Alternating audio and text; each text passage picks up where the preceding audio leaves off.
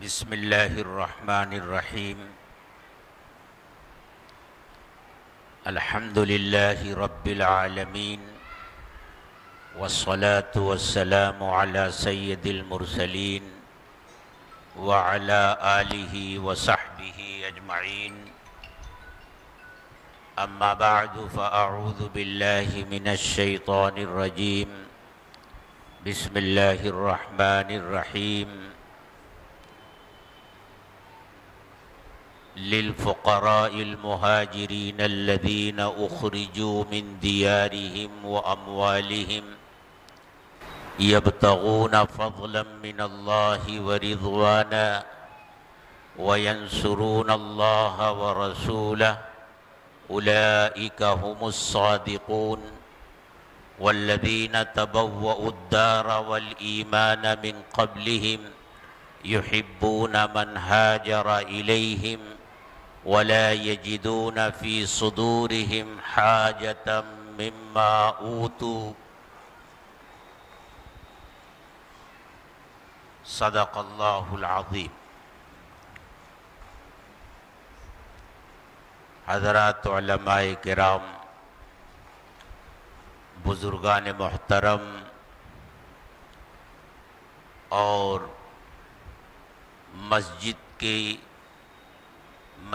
کے اوپر کے حصے میں تشریف فرما مائیں اور بہنیں، پچھلے چند سالوں سے حضرت مولانا رئیس احمد صاحب ندوی دامت برکاتہم اور ان کے رفقا کی کوششوں سے یہ سلسلہ چل رہا ہے کہ محرم الحرام کے پہلے عشرے میں مختلف عنوانات پر شہر کے مختلف علماء کرام کے بیانات ہوتے چلے آ رہے ہیں۔ یہ مفید سلسلہ اس ماہ مبارک میں بھی چل رہا ہے اور کل اس سلسلے کا آخری پروگرام ہے۔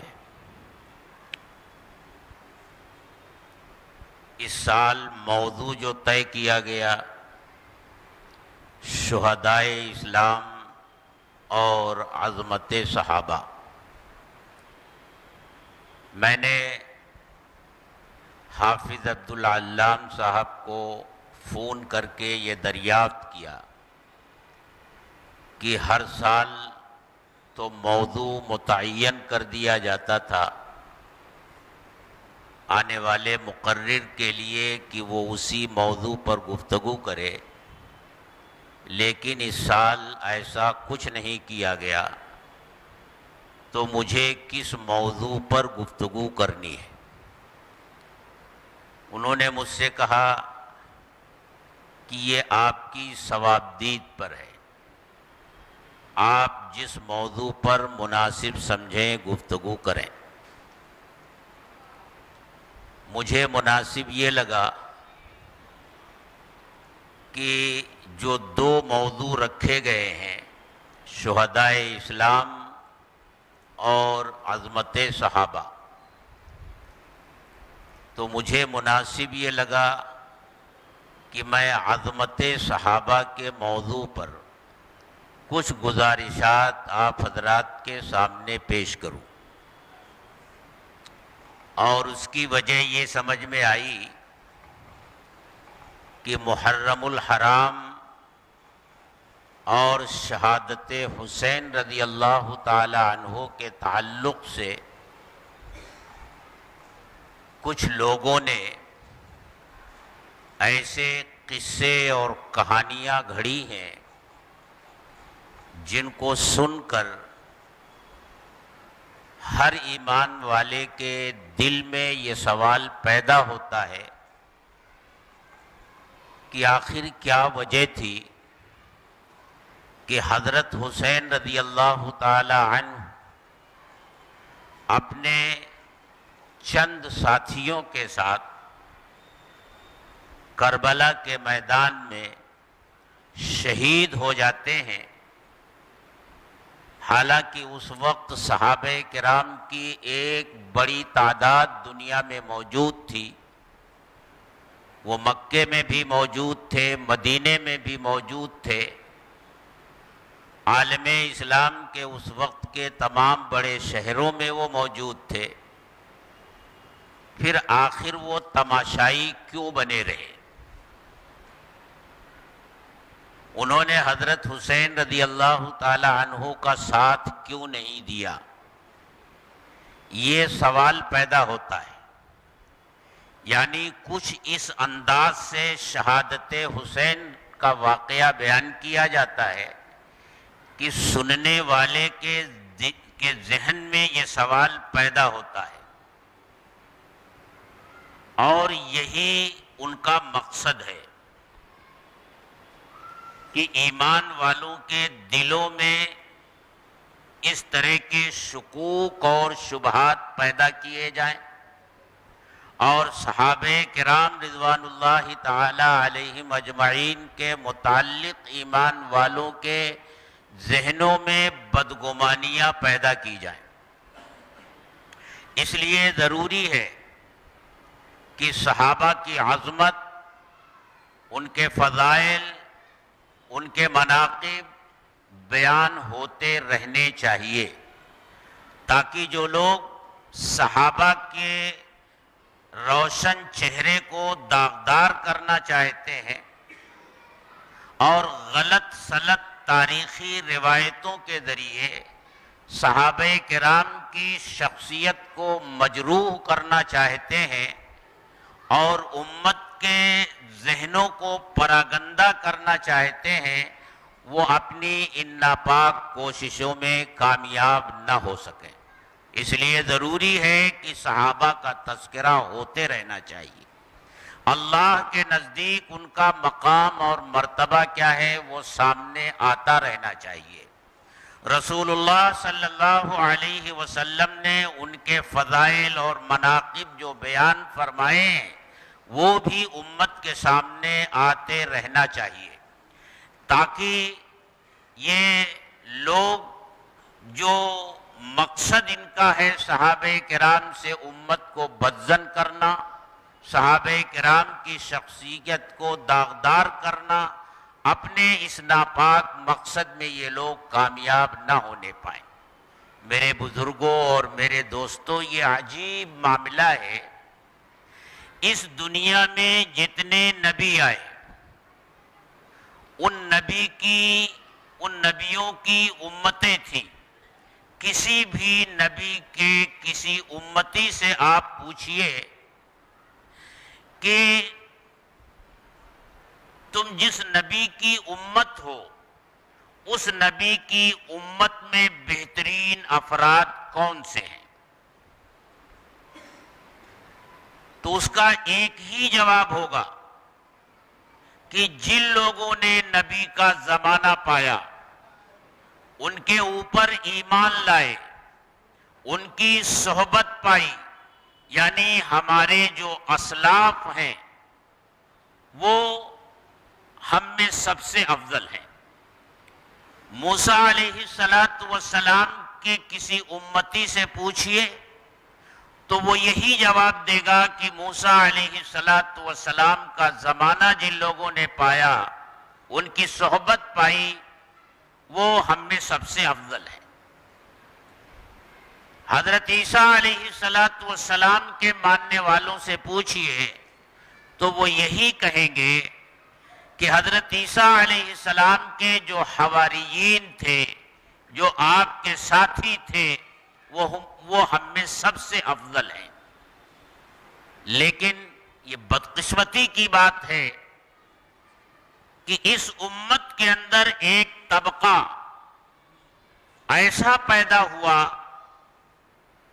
کہ جب اس سے پوچھا جاتا ہے کہ اس امت کا بدترین طبقہ کون سا ہے، تو اس کا جواب ہوتا ہے کہ یہ وہ طبقہ ہے جس نے اللہ کے رسول صلی اللہ علیہ وسلم کی صحبت پائی، آپ کے ساتھ زندگی گزاری، اور ان کو آپ کا ساتھ ملا، یعنی صحابہ کرام رضوان اللہ تعالی علیہم اجمعین۔ اس لیے ضروری ہو جاتا ہے کہ صحابہ کرام رضوان اللہ علیہم اجمعین کا تذکرہ ہوتے رہنا چاہیے۔ ایک شخص جو قرآن پڑھتا ہے اور خالی الذہن ہے، بلکہ ہمارے بہت سے علماء نے اپنی کتابوں میں یہ لکھا ہے کہ ایک غیر مسلم کے سامنے قرآن کریم کی ان آیتوں کا ترجمہ کر کے رکھ دیا جائے جو حضرات صحابہ کرام رضوان اللہ تعالی علیہم اجمعین کے بارے میں نازل ہوئی ہے، وہ ان آیتوں کا ترجمہ پڑھ لے اور ان کو سمجھ لے، پھر اس سے اگر یہ سوال کیا جائے کہ کیا ایسے لوگ بھی اس دنیا میں ہیں اور ہو سکتے ہیں جو قرآن پڑھتے ہوں اور صحابہ کرام کے بارے میں اچھی رائے نہ رکھتے ہوں، تو وہ جو قرآن پر ایمان نہیں رکھتا، جو رسول اللہ صلی اللہ علیہ وسلم پر ایمان نہیں رکھتا، وہ یہ کہے گا کہ ایسا ممکن ہی نہیں ہے۔ قرآن جس صراحت اور وضاحت کے ساتھ صحابہ کرام کے مقام اور مرتبے کو بیان کرتا ہے، ان کی مقبولیت اور عند اللہ ان کی محبوبیت کا تذکرہ کرتا ہے، قرآن پڑھنے والا کبھی اس بات کو مان ہی نہیں سکتا کہ صحابہ کرام ایسے لوگ ہیں جیسا یہ ان کے معاندین بیان کرتے ہیں۔ تو قرآن کریم کی آیات پڑھیے، ایک دو نہیں، بے شمار آیتیں قرآن کریم میں ایسی ہیں جن میں صحابہ کے فضائل ہیں، عند اللہ ان کی مقبولیت کا بیان ہے، ان کے ایمان کامل کا بیان ہے، ان کے اعمال صالحہ کا بیان ہے، ان کے تقوی کا بیان ہے، ان کے اخلاص کا بیان ہے، ان کی للہیت کا بیان ہے۔ بلکہ اگر یہ کہا جائے تو بالکل درست ہوگا کہ اللہ نے حضرت محمد الرسول اللہ صلی اللہ علیہ وسلم کی جو نشانیاں قرآن میں بیان کی ہیں، ان نشانیوں میں آپ کے معجزات ہیں، آپ کی پیشین گوئیاں ہیں، آپ کی تعلیمات ہیں، آپ کی پاکیزہ زندگی ہے، اس کے ساتھ ساتھ آپ کے رسول برحق ہونے، اللہ کے نبی ہونے کی ایک بڑی دلیل اور بڑی نشانی حضرات صحابہ کرام رضوان اللہ تعالی علیہم اجمعین کا وجود ہے۔ یہ نشانی ہے اللہ کے نبی حضرت محمد الرسول اللہ صلی اللہ علیہ وسلم کی نبوت کے۔ قرآن کی آیت پڑھیے، اللہ تعالیٰ فرماتے ہیں محمد الرسول اللہ، محمد صلی اللہ علیہ وسلم اللہ کے رسول ہیں، یعنی گویا ایک دعویٰ ہے جو دنیا والوں کے سامنے رکھا جا رہا ہے کہ محمد صلی اللہ علیہ وسلم اللہ کے رسول ہیں۔ ہر دعوے کی کوئی نہ کوئی دلیل ہوتی ہے، اس کا کوئی نہ کوئی ثبوت ہوتا ہے۔ آگے جو کچھ صحابہ کرام کے فضائل اور ان کے اوصاف بیان کیے گئے، گویا صحابہ کی پاکیزہ زندگی کو حضرت محمد الرسول اللہ صلی اللہ علیہ وسلم کی نبوت اور رسالت کی روشن دلیل قرار دیا گیا۔ والذین معہ اشداء علی الکفار رحماء بینہم تراہم رکعا سجدا یبتغون فضلا من اللہ ورضوانا۔ اور یہ ہمارا مشاہدہ ہے کہ ہم جب کسی معلم کو یہ دیکھتے ہیں کہ اس کی تعلیم کے نتیجے میں بڑے کامیاب افراد تیار ہو رہے ہیں، ایک معلم جب مسند درس پر بیٹھ کر درس دیتا ہے تو اس کی درسگاہ سے بڑے بڑے شیخ الحدیث، بڑے بڑے مفسر، محقق پیدا ہوتے ہیں، تو ان کو دیکھ کر یہ اندازہ لگا لیا جاتا ہے کہ وہ شیخ اور وہ مدرس کتنا باکمال ہوگا کہ جس سے فیض پا کر کے اتنی باکمال ہستیاں وجود میں آ رہی۔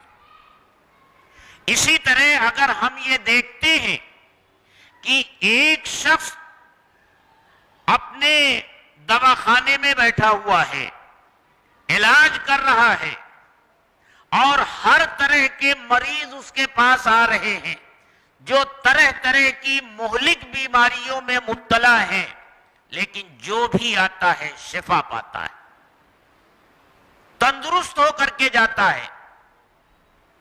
یہ دیکھ اور سن کر یہ یقین ہو جاتا ہے کہ وہ طبیب باکمال ہے۔ اسی طرح درسگاہ نبوت میں جو افراد آئے ان کی اخلاقی زندگی کیسی تھی؟ وہ دنیا کے سب سے بگڑے ہوئے لوگ تھے، ان کی روحانی حالت کیسی تھی؟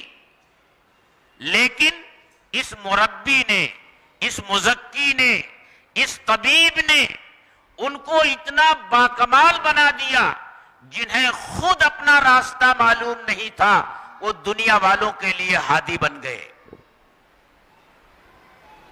تو یہ دلیل ہے حضرت محمد الرسول اللہ صلی اللہ علیہ وسلم کی رسالت کی، یعنی جس طرح یہ کہنا بالکل بجا ہے کہ اس دنیا کی ہر چیز دلیل ہے اللہ کے وجود کی، ہر شے پکار پکار کر کہہ رہی ہے کہ کوئی ایسی ہستی ہے جس نے مجھے بنایا ہے، جس نے مجھے وجود بخشا ہے۔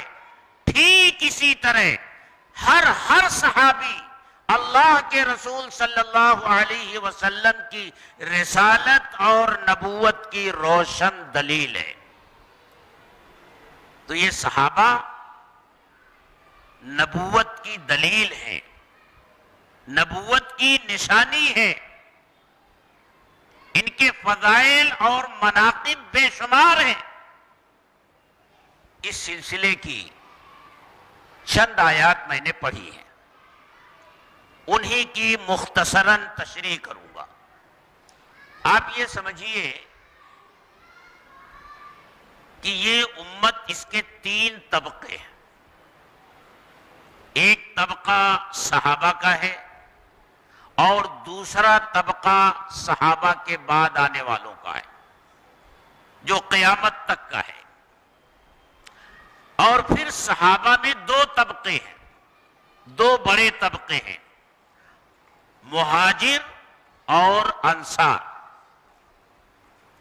یہ دو طبقے امت کے ہیں جو صحابہ کے اندر ہیں، اور تیسرا طبقہ امت کا وہ ہے جو انصار اور مہاجرین کے بعد ہے اور قیامت تک آنے والے ایمان والے ہیں۔ یہ تیسرا طبقہ ہے۔ جو آیتیں میں نے پڑھی ہیں، ان آیتوں میں اللہ تعالیٰ نے ان تینوں طبقات کو بیان فرمایا ہے، ہر طبقے کی خصوصیات بیان فرمائی ہیں۔ سب سے پہلے اللہ تعالیٰ نے مہاجرین کا تذکرہ کیا، ان کے چند اوصاف ذکر کیے اور فرمایا اصل میں بیان ہو رہا ہے مال فے کا، کہ جو مال فے کے طور پر آتا ہے وہ کن لوگوں کا حق ہے، اس کو بیان کرتے ہوئے اللہ تعالیٰ نے ارشاد فرمایا للفقراء المہاجرین الذین اخرجوا من دیارہم واموالہم یبتغون فضلا من اللہ ورضوانا وَيَنْصُرُونَ اللَّهَ وَرَسُولَهُ أُولَئِكَ هُمُ الصَّادِقُونَ۔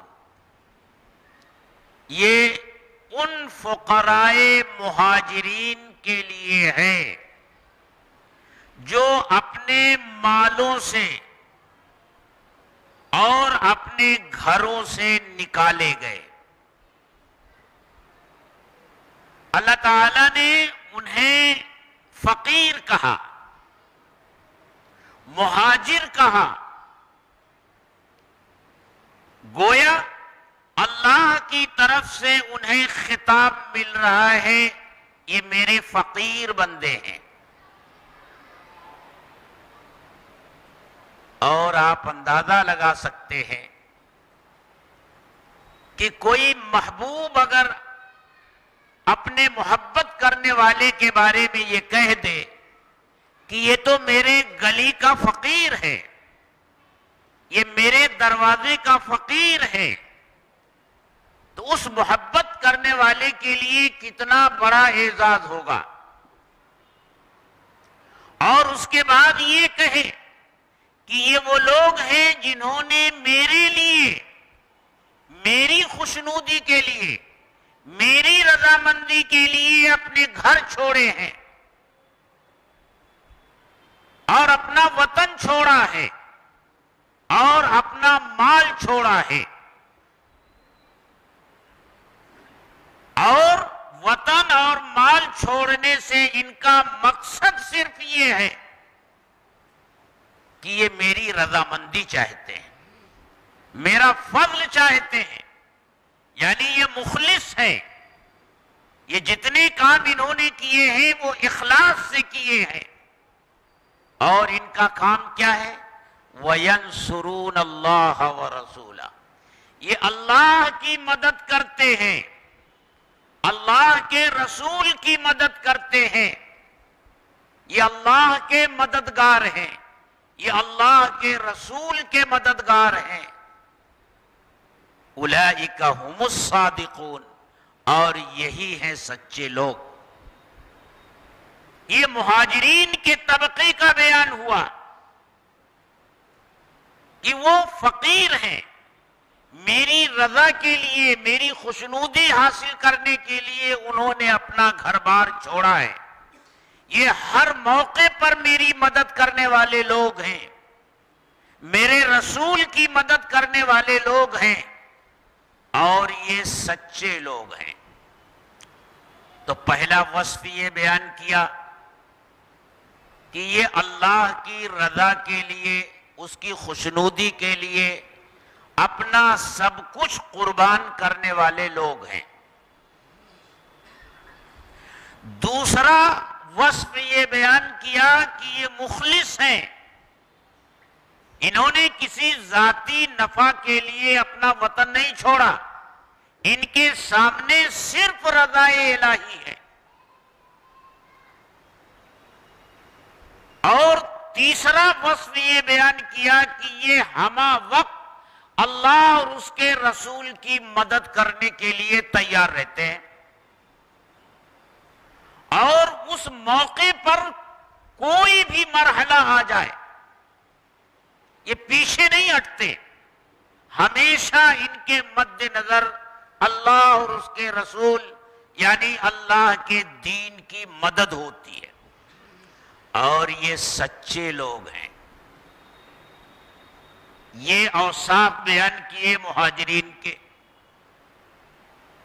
آگے انصار کا بیان ہو رہا ہے، وَالَّذِينَ تَبَوَّؤُوا الدَّارَ وَالْإِيمَانَ مِنْ قَبْلِهِمْ يُحِبُّونَ مَنْ هَاجَرَ إِلَيْهِمْ، اور وہ لوگ جنہوں نے ٹھکانہ بنایا ہے دار کو اور ایمان کو، دار کو اور دار ایمان کو یعنی مدینہ منورہ کو، یعنی جو مدینہ کے رہنے والے لوگ ہیں اور جو ان مہاجرین سے پہلے مدینہ میں رہتے آئے ہیں، یحبون من ہاجر الیہم۔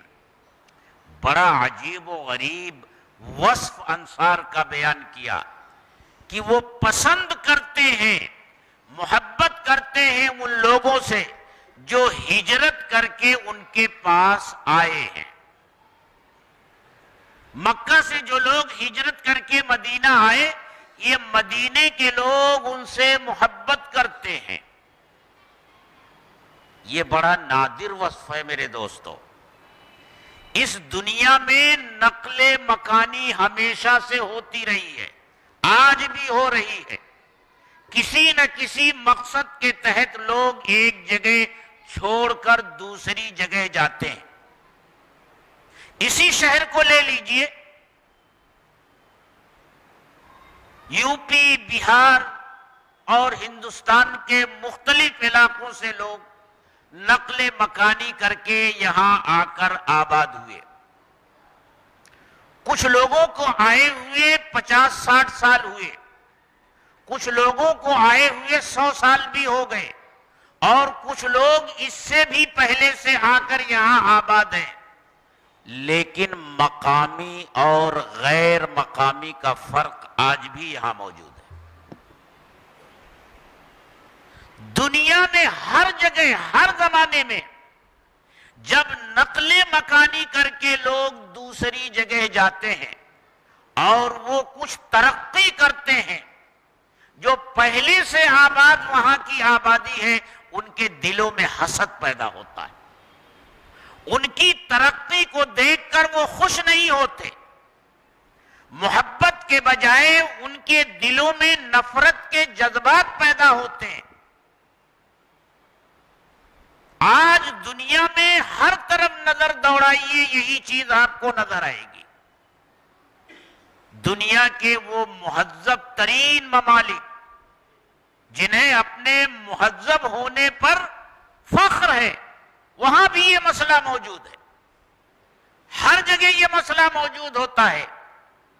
یہ مسئلہ اگر کہیں موجود نہیں ہوا تو وہ مدینہ کی بستی ہے، اور وہ انصار مدینہ ہیں جن کے بارے میں قرآن شہادت دیتا ہے، یحبون من ہاجر الیہم ولا یجدون فی صدورہم حاجتا مما اوتوا،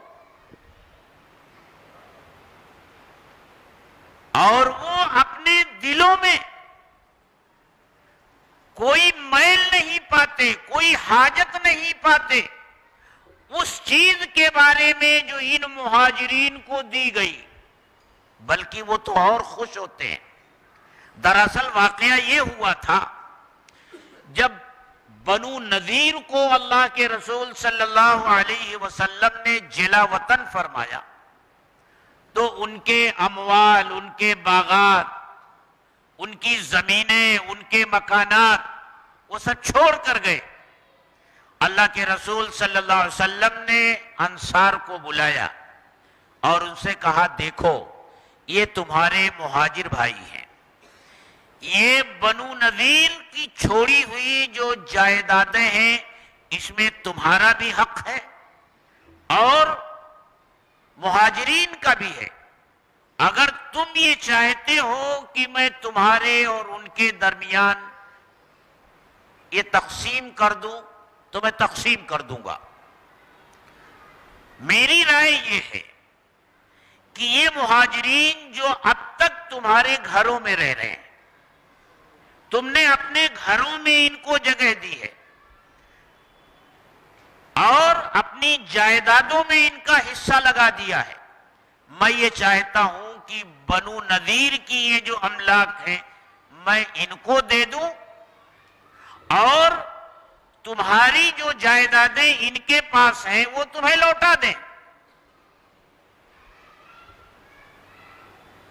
تو قبیلے اوس اور قبیلے خزرج کے دونوں سردار حضرت سعد ابن معاذ اور حضرت سعد ابن عبادہ دونوں کھڑے ہوئے اور عرض کیا کہ اے اللہ کے رسول، ہماری رائے تو یہ ہے کہ بنو نذیر کی جو بھی چیز ہے وہ سب آپ مہاجرین کو دے دیجئے، اور ہم نے اپنے مہاجرین بھائیوں کو جو کچھ دیا ہے وہ بدستور سابق ان کے پاس رہنے دیجیے، ہم اسے واپس نہیں لینا چاہتے۔ تو قرآن کہتا ہے وَلَا يَجِدُونَ فِي صُدُورِهِمْ حَاجَةً مِّمَّا أُوتُوا، اپنے دلوں میں یہ کسی قسم کی تنگی نہیں پاتے ان مالوں کے بارے میں جو مہاجرین کو دی گئی۔ وَيُؤْثِرُونَ عَلَىٰ أَنفُسِهِمْ وَلَوْ كَانَ بِهِمْ خَصَاصَةٌ، اور یہ انصار وہ لوگ ہیں جو اپنے آپ پر دوسروں کو ترجیح دیتے ہیں، اگرچہ وہ خود بھوکے ہوں، خود بھوکا رہنا انہیں پسند ہے، لیکن دوسروں کی ضروریات کو پورا کرنا ان کی اولین ترجیح ہوتی ہے۔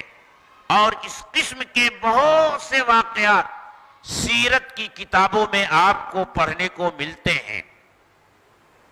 ایک واقعہ سیرت کی کتابوں میں ذکر کیا گیا کہ ایک مرتبہ اللہ کے رسول صلی اللہ علیہ وسلم کی خدمت میں ایک شخص آیا اور اس نے کہا کہ اے اللہ کے رسول میں بھوکا ہوں، آپ نے اپنے ایک گھر میں آدمی بھیجا کہ کچھ کھانے کو ہو تو لے آؤ۔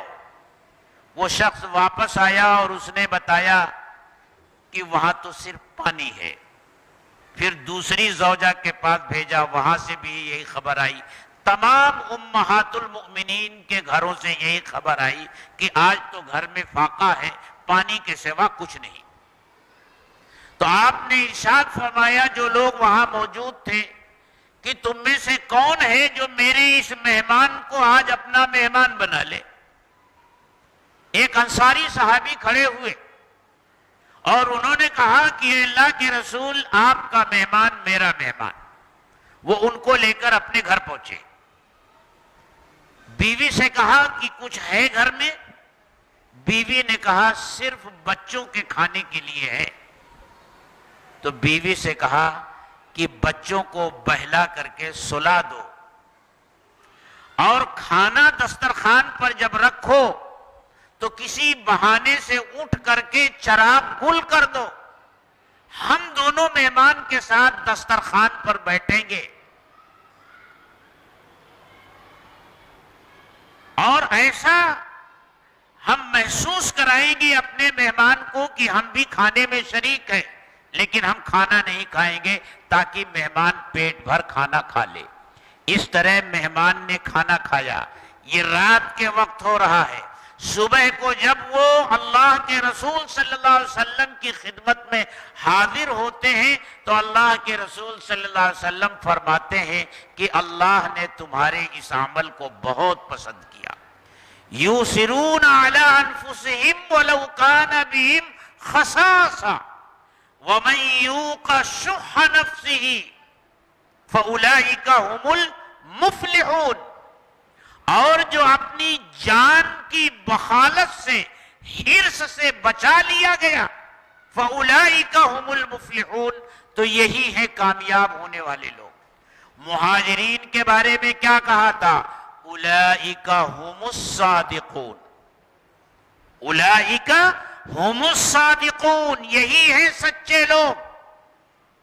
اب اگر دنیا میں کوئی شخص مہاجرین میں سے کسی کے بارے میں یہ کہتا ہے کہ یہ سچا نہیں ہے تو خدا کی قسم وہ جھوٹا ہے، وہ قرآن پر ایمان نہیں رکھتا، اس کا ایمان قرآن پر نہیں ہے، وہ مومن نہیں ہے، وہ مسلمان نہیں ہے جو قرآن پر ایمان نہ رکھے۔ قرآن تو مہاجرین کے بارے میں کہتا ہے اولئک ہم الصادقون، یہ جتنے مہاجر ہیں یہ سب کے سب سچے ہیں، اور جب وہ سچے ہیں تو وہ امت کے مقتدا ہیں، امت کے پیشوا ہیں، امت کے رہبر ہیں، کیونکہ اللہ تعالیٰ نے دوسری آیت میں فرمایا یا ایھا الذین آمنوا اتقوا اللہ وکونوا مع الصادقین، اے ایمان والو اللہ سے ڈرو اور سچوں کے ساتھ رہو، سچوں کی پیروی کرو، سچوں کی اقتدا کرو، ان کے نقش قدم پر چلو۔ سچے کون ہیں؟ مہاجرین کے بارے میں قرآن کہتا ہے اولئک هم الصادقون، یہ ہے سچے لوگ. اور انصار کے بارے میں قرآن کیا کہتا ہے؟ اولئک هم المفلحون، یہی ہے کامیاب ہونے والے. اور کوئی قید نہیں لگاتا کہ آخرت میں کامیاب ہونے والے، دنیا میں بھی کامیاب ہونے والے اور آخرت میں بھی کامیاب ہونے والے یہ لوگ ہیں. ان دونوں آیتوں کو سامنے رکھ کر صحابہ کرام کے ان دونوں طبقوں کے بارے میں امت کو کیا عقیدہ رکھنا چاہیے، کیا یقین رکھنا چاہیے؟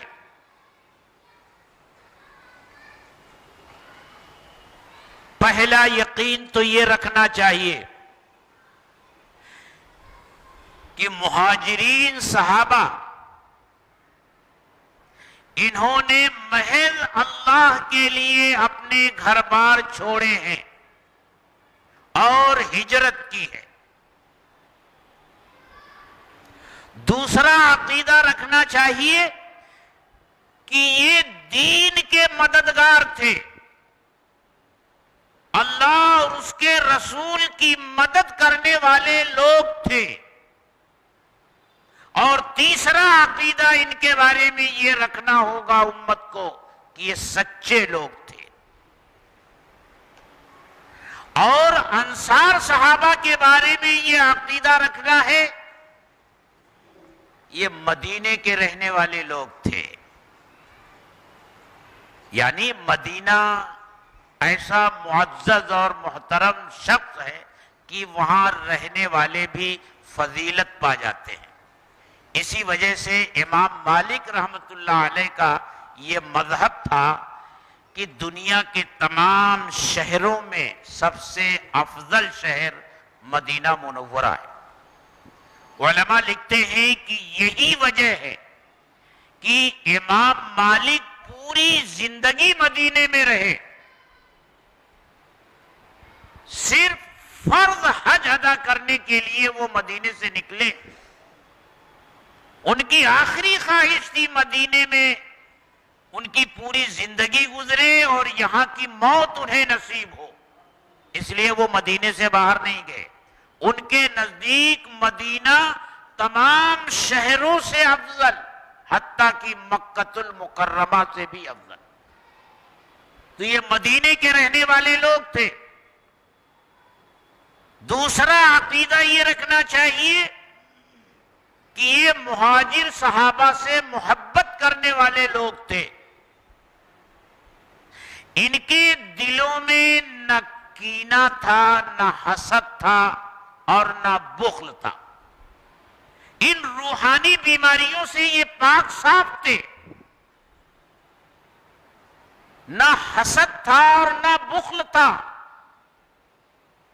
گویا دوسرے لفظوں میں آپ یہ کہہ لیجئے کہ ان کے دلوں میں مال کی محبت نہیں تھی، کیونکہ حسد اور بخل یہ مال کی محبت سے پیدا ہوتا ہے. اور یہ حسد اور کینے سے اور بخل سے پاک تھے. اور حسد سے پاک ہونا، حسد نہ رکھنا، یہ کتنی بڑی خوبی ہے. اللہ کے رسول صلی اللہ علیہ وسلم مسجد میں تشریف فرما ہے، صحابہ کرام بیٹھے ہوئے ہیں. ایک صحابی ابھی آئے نہیں ہیں. اللہ کے رسول صلی اللہ علیہ وسلم فرماتے ہیں کہ تم میں سے جس شخص کا جی یہ چاہے کہ کسی جنتی کو دیکھے تو ابھی تھوڑی دیر میں جو شخص آئے گا اس کو دیکھ لینا، وہ جنتی ہے. اب تمام لوگوں کی نظریں دروازے کی طرف لگ گئی. تھوڑی دیر کے بعد دیکھا کہ ایک صاحب آ رہے ہیں، تازہ تازہ وضو کیا ہے، وضو کے پانی داڑھی سے ٹپک رہے ہیں، بائیں ہاتھ میں اپنے جوتے پکڑ رکھے ہیں. آئے، ایک کنارے جوتے رکھے، نماز پڑھی اور چلے گئے. دوسرے دن پھر یہی واقعہ پیش آیا. آپ نے فرمایا جس کا جی جنتی کو دیکھنے کو چاہتا ہے ابھی جو آئے گا اس کو دیکھ لو. اسی حالت میں وہی شخص دوسرے دن بھی آیا. تیسرے دن بھی یہی واقعہ پیش آیا. وہ آئے اور نماز پڑھی اور چلے گئے. جب وہ مسجد سے نکلنے لگے تو حضرت عبداللہ ابن عمرو ابن عاص رضی اللہ تعالی عنہ نکلے اور ان کے پیچھے ہو لیے.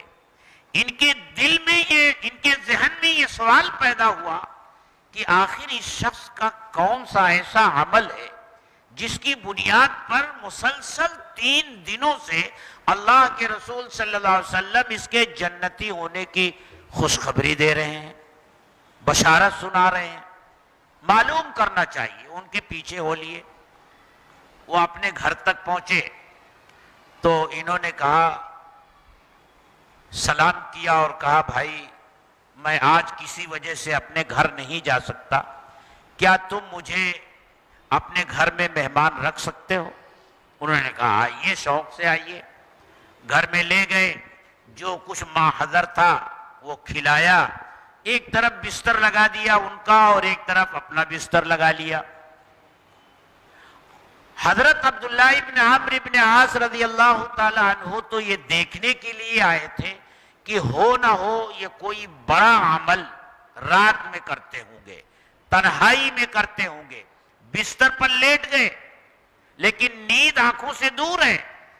وہ تو انتظار کر رہے ہیں کہ یہ دیکھیں کہ یہ شخص کام کیا کر رہا ہے. دیکھا کہ وہ اپنے بستر پر بیٹھے، کچھ ذکر وغیرہ کیا، کچھ سورتیں پڑھی اور پھر بستر پر لیٹ گئے اور فجر تک سوتے رہے خراٹے لے کر. خوب گہری نیند. فجر کا وقت ہوا، مسجد میں حاضر ہوئے، نماز پڑھی اور پھر کھیتی باڑی کا کام کرتے تھے، وہ اپنے کام پر نکل گئے. حضرت عبداللہ رضی اللہ تعالی عنہ کو کچھ نظر نہیں آیا. دوسرے دن پھر جب وہ عشاء کی نماز پڑھ کر گھر جانے لگے تو پھر انہوں نے کہا کہ بھائی میں آج بھی اپنے گھر نہیں جا سکتا، آج آپ کا مہمان پھر بننا چاہتا ہوں. انہوں نے کہا آئیے. پھر رات میں انہوں نے وہی دیکھا کہ بستر پر بیٹھے، کچھ پڑھا اور پھر سو گئے اور فجر تک سوتے رہے. اب بھی ان کی سمجھ میں بات نہیں آئی تو انہوں نے سوچا ہو سکتا ہے 2 دن اسی طرح گزر گیا ہو. تیسرے دن پھر درخواست کی کہ حضرت آج آپ پھر مجھے مہمان بنا لیجئے. پھر مہمان بن کر گئے اور وہی دیکھا جو پچھلے 2 دنوں میں دیکھا تھا. جب صبح ہوئی اور یہ جانے لگے تو اب اصل واقعہ حضرت عبداللہ ابن عمرو ابن عاص رضی اللہ تعالی عنہ نے بیان کیا کہ بھائی میرے ساتھ کوئی مسئلہ نہیں تھا. بات دراصل یہ تھی کہ اللہ کے رسول صلی اللہ علیہ وسلم نے تمہارے جنتی ہونے کی بشارت مسلسل 3 دن سنائی تھی. میں یہ معلوم کرنا چاہتا تھا کہ تمہارا وہ خاص عمل کیا ہے جس کی بنیاد پر 3 دن مسلسل تمہیں جنتی ہونے کی بشارت دی گئی. تو انہوں نے کہا بھائی آپ نے تو دیکھ لیا، میں رات میں کیا کرتا ہوں، کھاتا ہوں، سوتا ہوں رات پر اور پھر فجر پڑھ کے اپنے کام پر چلا جاتا. انہوں نے کہا تو میں نے دیکھ لیا. یعنی یہ مطمئن نہیں ہوئے. پھر جب جانے لگے تو انہوں نے آواز دے کر واپس بلایا اور کہا ایک بات رہ گئی جو میں آپ کو بتانا چاہتا ہوں، اور وہ یہ ہے کہ میں اپنے دل میں کسی ایمان والے کی طرف سے کینہ نہیں پاتا. یعنی میرا دل حسد اور کینے سے پاک صاف ہے. حضرت عبداللہ ابن عمرو ابن عاص رضی اللہ تعالی عنہ نے فرمایا بس یہی وجہ ہے، یہی وجہ ہے، یہی وجہ ہے تمہارے جنتی ہونے کی بشارت جو اللہ کے رسول نے سنائی وہ اسی بنیاد پر سنائی ہے کہ تم اپنے دل میں کسی ایمان والے کی طرف سے کوئی میل نہیں رکھتے، کوئی حسد نہیں رکھتے، کوئی کینہ نہیں رکھتے. تو انصار کے بارے میں اللہ تعالیٰ نے یہی خبر دی ہے کہ وہ اپنے دلوں میں کسی کی طرف سے کوئی میل، کوئی حسد نہیں رکھتے. ان کے بارے میں یہ عقیدہ رکھنا ضروری ہے، اور یہی کامیاب ہونے والے لوگ ہیں. یہ تو دونوں طبقوں کا بیان ہو گیا، مہاجرین کا بیان ہو گیا، انصار کا بیان ہو گیا. اب اس کے بعد والے جو لوگ ہیں ان کا کام کیا ہے، انہیں کیا کرنا چاہیے؟ ان کا تذکرہ اگلی آیت میں ہے. والذین جاءوا من بعدهم یقولون ربنا اغفر لنا ولإخواننا الذین سبقونا بالایمان ولا تجعل في قلوبنا غلا للذین آمنوا ربنا. ان کا کام یہ ہے. اور وہ لوگ جو ان کے بعد آئے، یعنی مہاجرین اور انصار کے بعد آئے، یقولون ربنا اغفر لنا، وہ یہ کہتے ہیں کہ اے ہمارے پروردگار ہماری مغفرت فرما، وَلِإِخْوَانِنَا الَّذِينَ سَبَقُونَا بِالْإِيمَانِ، اور ہمارے ان بھائیوں کی بھی مغفرت فرما جو ہم سے پہلے گزر چکے. یعنی صحابہ کے بارے میں وہ دعا کرتے ہیں، ان کے لیے استغفار کرتے ہیں، اپنے لیے بھی اور صحابہ کے لیے بھی استغفار کرتے ہیں. ان کا کام استغفار کرنا ہے، اپنے لیے بھی اور صحابہ کے لیے بھی. انہیں ہرگز اس کی اجازت نہیں ہے کہ وہ صحابہ پر تنقید کریں، اور تنقید کے نام پر صحابہ کی تنقیص کریں، ان کے مقام اور مرتبے کو گھٹائیں. بلکہ صحابہ سے اگر کچھ بھول چوک ہوئی ہے، وہ معصوم تو نہیں تھے لیکن وہ محفوظ تھے. کس چیز سے محفوظ تھے؟ کہ اگر ان سے کوئی گناہ ہوا تو اس گناہ سے توبہ کیے بغیر مرنے سے محفوظ تھے. ان سے اگر گناہ ہوا تو انہوں نے ایسی توبہ کی کہ اللہ تعالیٰ نے ان گناہوں کی معافی کا اعلان اپنی کتاب میں کیا. تو انہیں یہ حکم دیا گیا کہ وہ اپنے لیے استغفار کریں، صحابہ کے لیے استغفار کریں. صحابہ کی تنقید، ان کی تنقیص، ان کے مقام اور مرتبے کو گھٹانا کسی بھی حیثیت سے اور کسی بھی زاویے سے ان کے لیے درست نہیں ہے، اور اس کی اجازت بھی ان کو نہیں ہے. میرے دوستو، صحابہ کا مقام اور مرتبہ کتنا بلند ہے. ایک بات میں نے عرض کی کہ صحابہ معصوم تو نہیں تھے، معصوم تو صرف انبیاء. صحابہ سے غلطیاں بھی ہوئیں، لیکن ایسی غلطی کہ اس غلطی پر بھی صحابہ کو غلط کہنے کی کوئی گنجائش اللہ نے نہیں چھوڑی. آپ دیکھیے غزوہ احد میں، دیکھیے کیا ہوا. جیتی ہوئی جنگ ہار گئے. اور یہ کیوں ہوا؟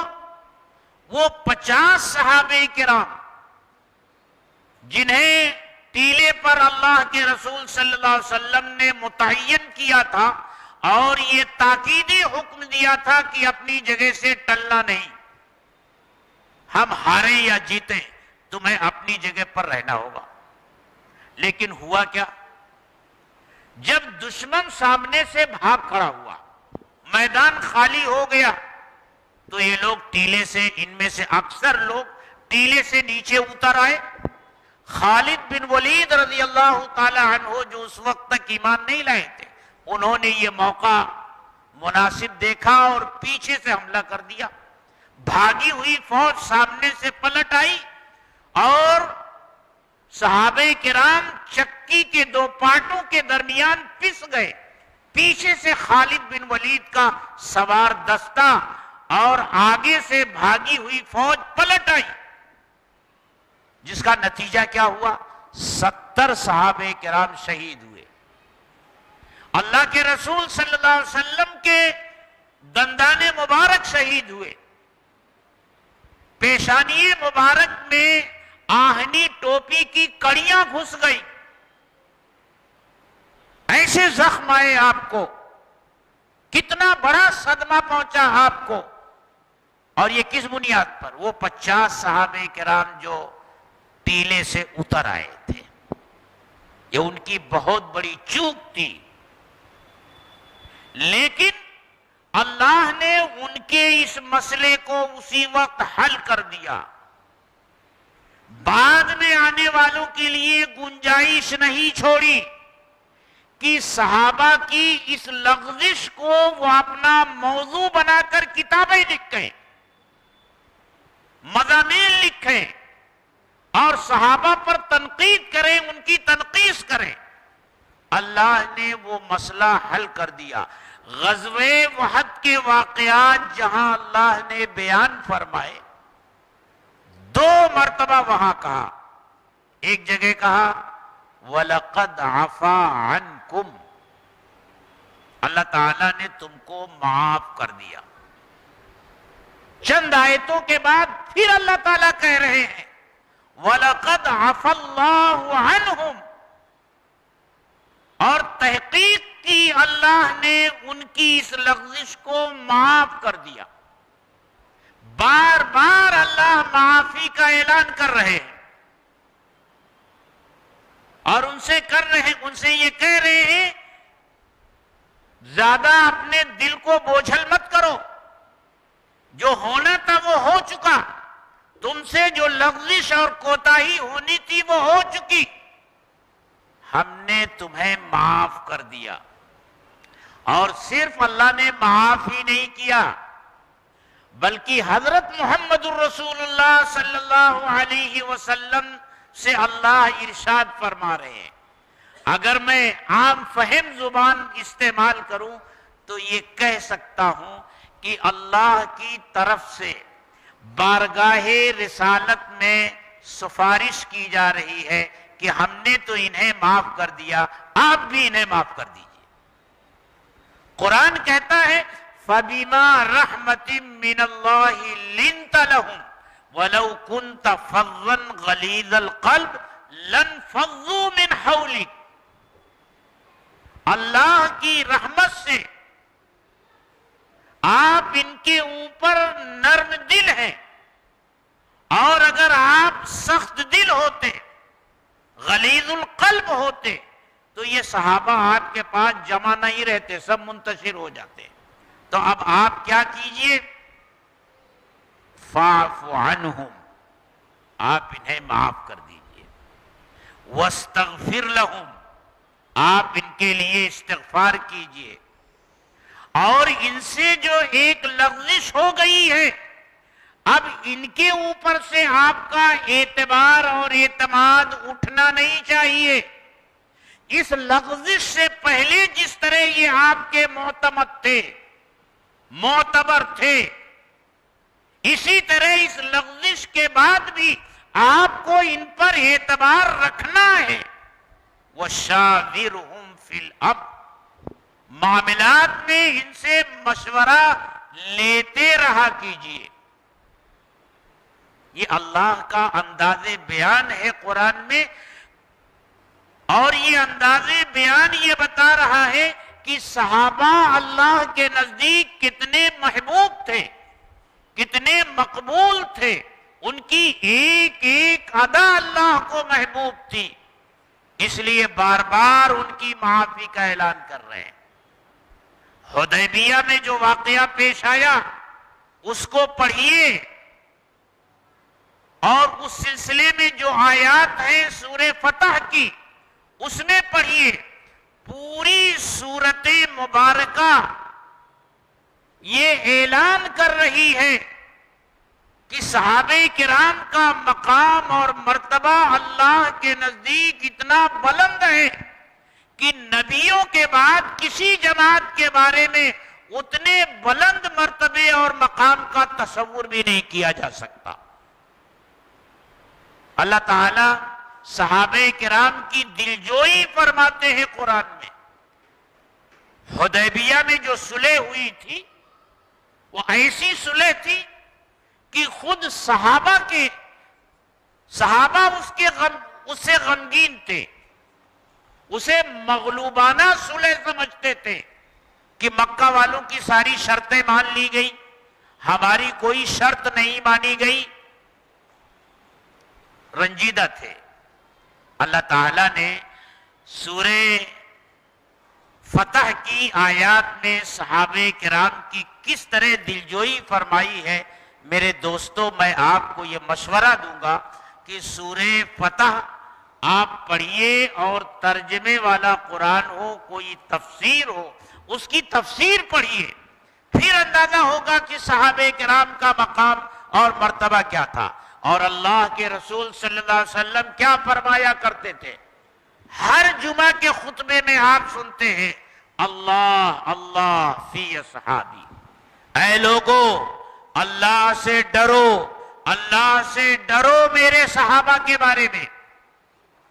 لا تتخذوہم غرضا من بعدی، میرے اس دنیا سے چلے جانے کے بعد میرے صحابہ کو اپنے طعن و تنقید کا نشانہ مت بنا لینا۔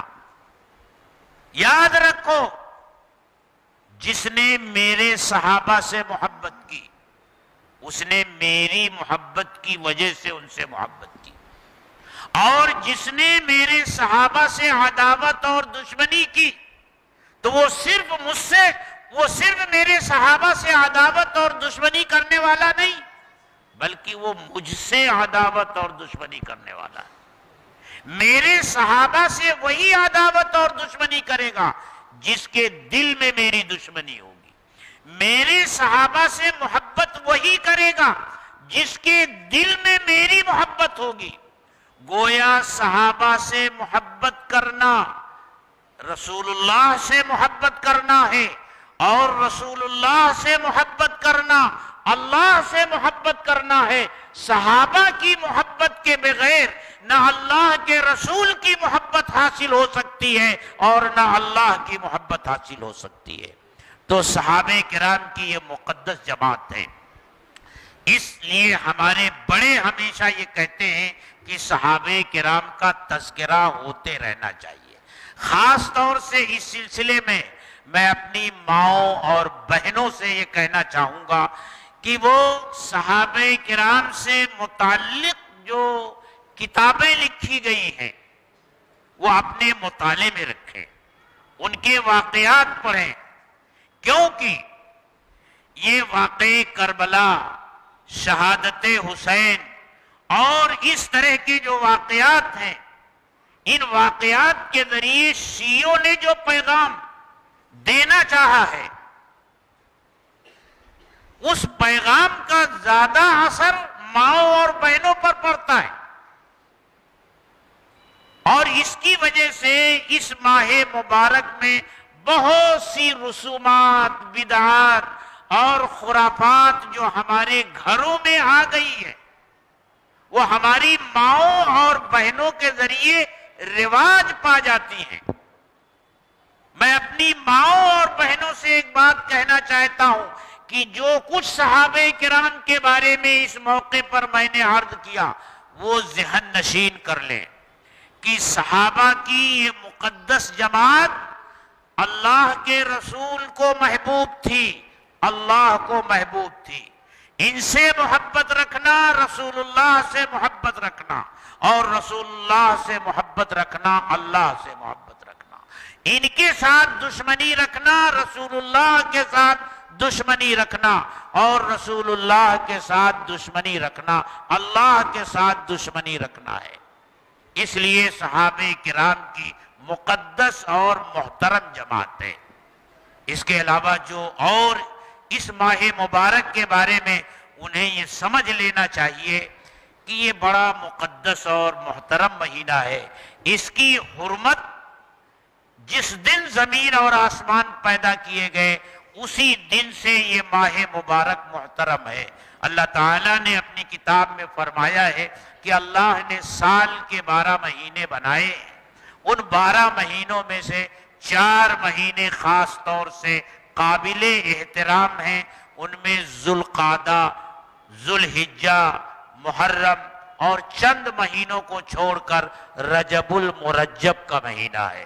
یہ 4 مہینے خاص طور سے قابل احترام ہیں۔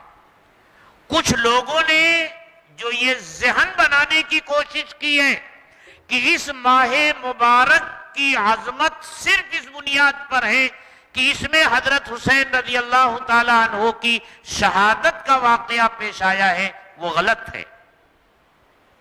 حضرت حسین رضی اللہ تعالیٰ عنہ کی شہادت کا واقعہ پیش آنے سے پہلے سے ہی یہ مہینہ محترم اور مبارک اور مقدس مہینہ ہے، بلکہ یہ کہنا زیادہ درست ہے کہ حضرت حسین رضی اللہ تعالیٰ عنہ کی جو عظیم شہادت ہے، اس شہادت کو 4 چاند لگ جاتے ہیں اس سے کہ وہ شہادت کا واقعہ پیش آیا ہے ماہ محرم الحرام کی 10ویں تاریخ میں۔ شہادت بڑی عظیم شہادت ہے، اس کا مقام اور مرتبہ بہت بلند ہے، لیکن اس شہادت کی عظمت کو 4 چاند اس سے لگتے ہیں کہ وہ شہادت کا واقعہ بذات خود عظیم، اور دوسری عظمت اس میں یہ پیدا ہو گئی کہ وہ محرم الحرام کی 10ویں تاریخ میں پیش آیا۔ تو 10ویں تاریخ جو آنے والی ہے کل، یہ بڑی عظیم تاریخ ہے، تاریخی اعتبار سے بھی اور دینی اعتبار سے بھی۔ اس کی اہمیت ہمیشہ اللہ نے اس مہینے کو اپنا مہینہ کہا ہے، اپنی طرف نسبت کی ہے، اور نسبت سے قدر و قیمت بڑھتی ہے، نسبتوں سے چیزوں کی قدر و قیمت بڑھتی ہے۔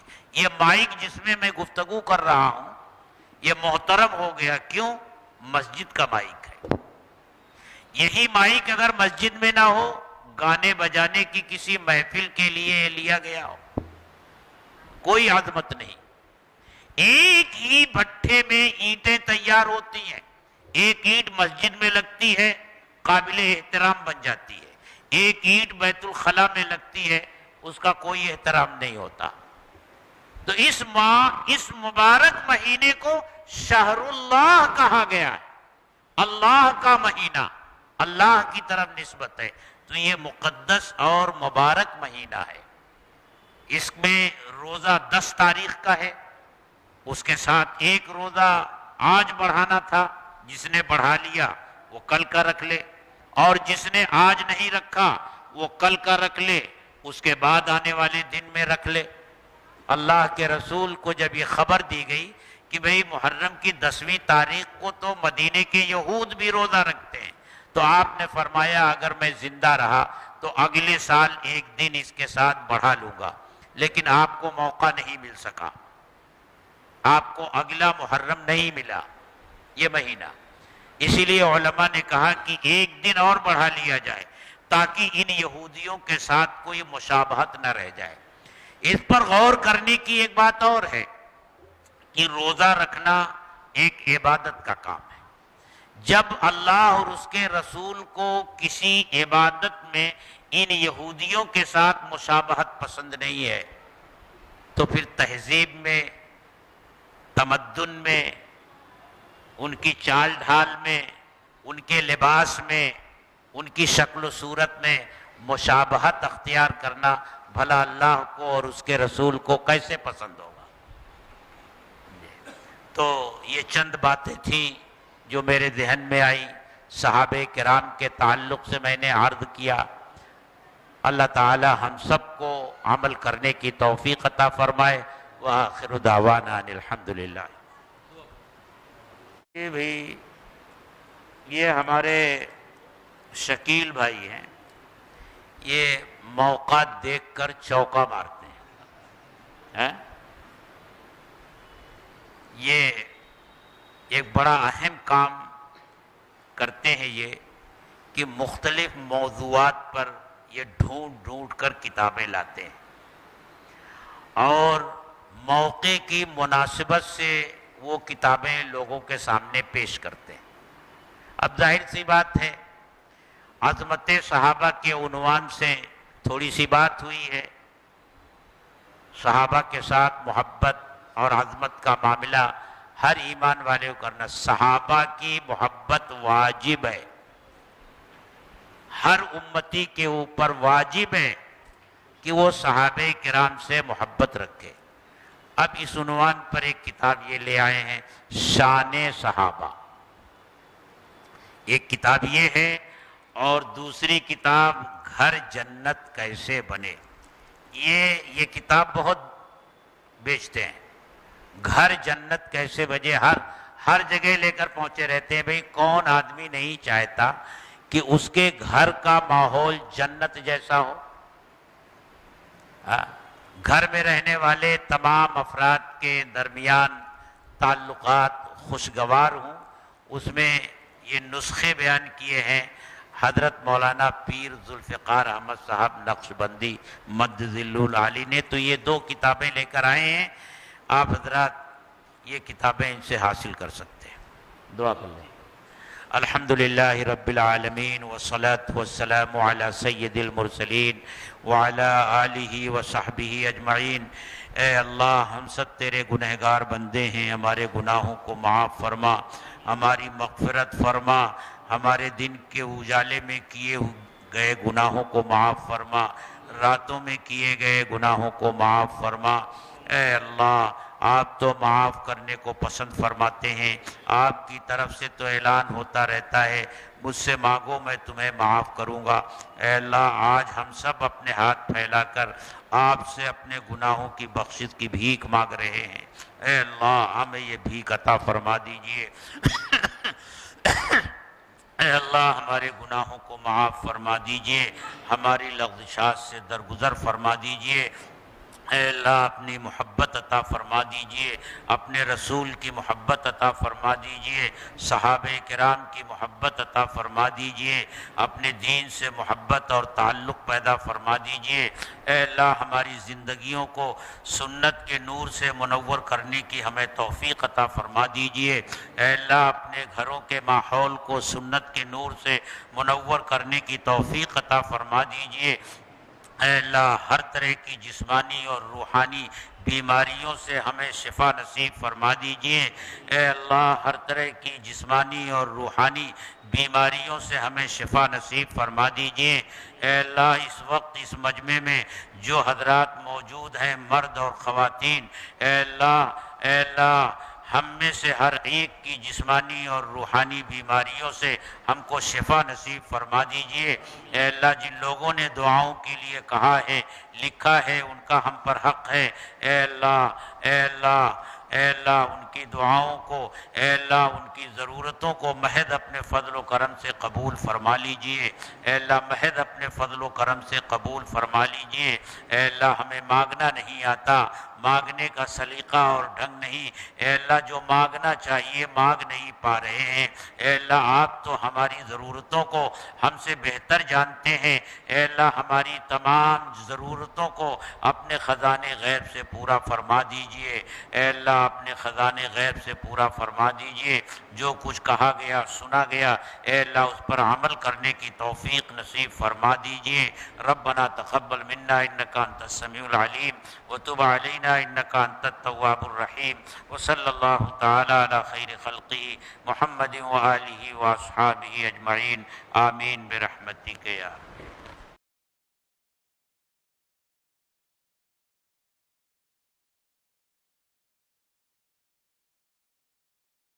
سید ولد آدم خیر الانام